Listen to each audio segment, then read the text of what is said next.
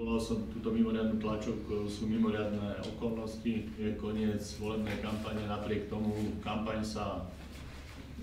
pokračuje a zmenila sa, pokiaľ ide o moju osobu, teda o kampaň proti mojej osobe na, podľa môjho názoru, špinavú kampaň, a toto silné slovo používam z dvoch dôvodov, že sa na billboardoch pani Vašáriovej zjavila karikatúra, ktorá sa snaží kompromitovať ako trojského koňa Ficovo Smeru. A za druhé, že sa táto istá karikatúra rozdáva v týchto hodinách do schránok Bratislavčanov. Jedno aj druhé sa deje napriek tomu, že od dnešného rána je moratórium.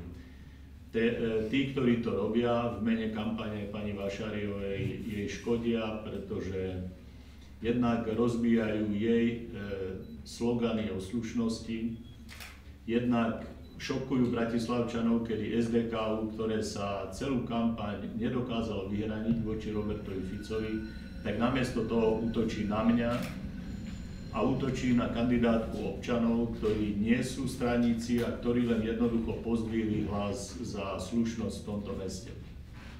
To, čo nemali odvahu sa postaviť voči Robertovi Ficovi, teraz majú odvahu proti predstaviteľom občianskych iniciatív, proti zmene zdola. Za špinavú tú kampaň označujem aj pretože sa nerozpakovali použiť vymyslené prieskumy verejnej mienky, o ktorých vedia všetci zainteresovaní, že nikdy neboli namerané a že sú predstierané. Ešte nikdy nebola sociológia a toto remeslo prieskumov verejnej mienky takto zneužité v kampani.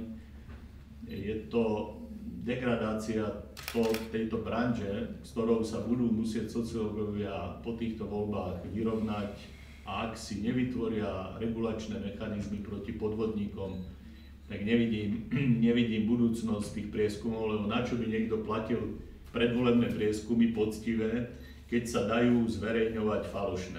A keď ovplyvnia posledné dni pred voľbami rozhodovanie voličov falošné prieskumy, tak na čo potom celá táto veda? Špinavá táto kampaň je teda, ako som povedal, z týchto dvoch, a pridávam k tomu ešte tretí dôvod. Celá kampaň sa vedie anonymne a na plagátoch, letákoch, všetkých tých propagačných materiálov nie je nikto podpísaný. Ja sa netajím, že naša zmena zdola otvorene pomenúvala a pomenúva v tomto meste tých, čo sú zodpovední za tunelovanie hokejovej haly, tých, čo sú zodpovední za vodárne a kanalizácie, tých, čo sú zodpovední za šafárenie na magistráte. Otvorene sme pomenovali aj príbeh Milana Vtáčnika ako kandidáta Smeru. Pod všetkým sme podpísaní, nesieme si za to zodpovednosť. Volič si sám môže urobiť názor, že či sme hovorili pravdu alebo nie. Vyzývam preto, a to je prvá výzva, vyzývam pani Vašáriovú, aby sa dištancovala od tejto kampane. Nechce sa mi veriť, že by s ňou mohla súhlasiť. A ešte stále je dosť hodín do volieb, aby sa očistila a rehabilitovala aj v očiach mojich, aj v očiach vlastných stúpencov. Dlžím vám zrejme ešte aj druhú vec, ktorú otvorila pani Vašáriová v tej internetovej televíznej debate, ktorú sme viedli na denníku SME pred 2 dňami, kde pani Vašáriová otvorila otázku, že prečo som neodstúpil z kampane, a na otázku pána redaktora Hrabka povedala, že nie síce ona, ale jej ľudia so mnou rokovali a chcela ma vykresliť ako toho človeka, ktorý nebol ochotný odstúpiť na ich výzvu. K tomuto rokovaniu teda vám dlžím vysvetlenie. Ja som to hneď v televízii povedal, že áno, rokovali, dávali mi ponuky aj na finančné odškodnenie za kampaň, dávali mi ponuky funkcií, dávali mi ponuky, že moji ľudia budú potom môcť viesť nejaké odborné komisie, keď prejdú cez voľby. A tých rokovaní sa zúčastnila pani Žitňanská, ministerka spravodlivosti, a pán Hudec, ktorý je zrejme predurčený byť v budúcnosti v nejakej forme funkcionárom v mestských orgánoch alebo v mestských inštitúciách, ako som vyrozumel. Ja som sa zaujímal najmä o programové otázky a tam sme sa nezhodli, pretože zmena zdola presadzuje konkurzy na všetky manažerské a úradnícke posty a presadzujeme aj verejný výber, nie stranický výber riaditeľa úradu. Riaditeľ úradu je kľúčová postava, ako mnohí viete.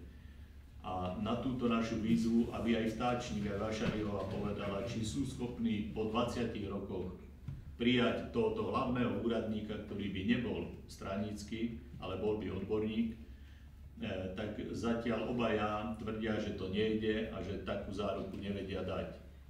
Ja hovorím, v tomto vidíte ten rozdiel, samozrejme, že to ide, samozrejme, že primátor navrhuje tohoto riaditeľa úradu, ale to neznamená, že ho musí navrhnúť z jedného zo straníkov, môže navrhnúť a vybrať transparentne pred občanmi aj odborníka, ktorý konečne nebude zabezpečovať stranické záujmy, nebude slúžiť nejakým gabom v pozadí, ale bude slúžiť mestu.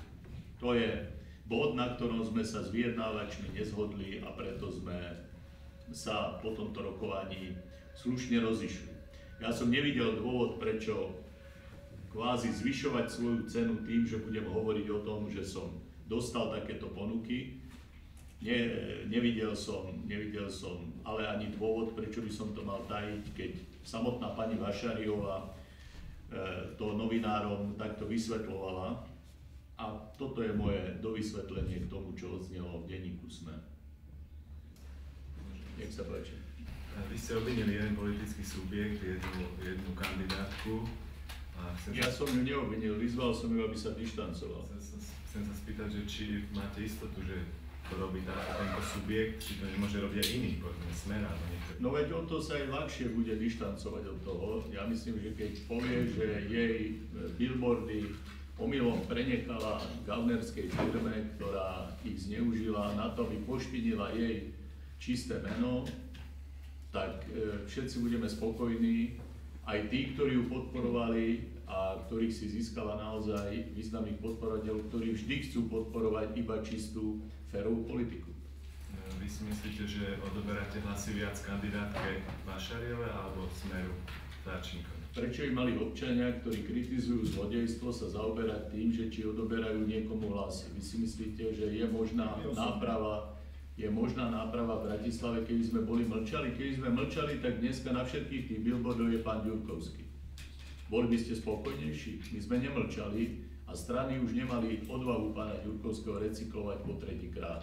Mňa by zaujímalo, že či vy osobne ste presvedčení, teda, že stojí za tým pani Vašariová, alebo ste aj vy presvedčení, že to môže byť niekto, kto to robí bez jej vedomia?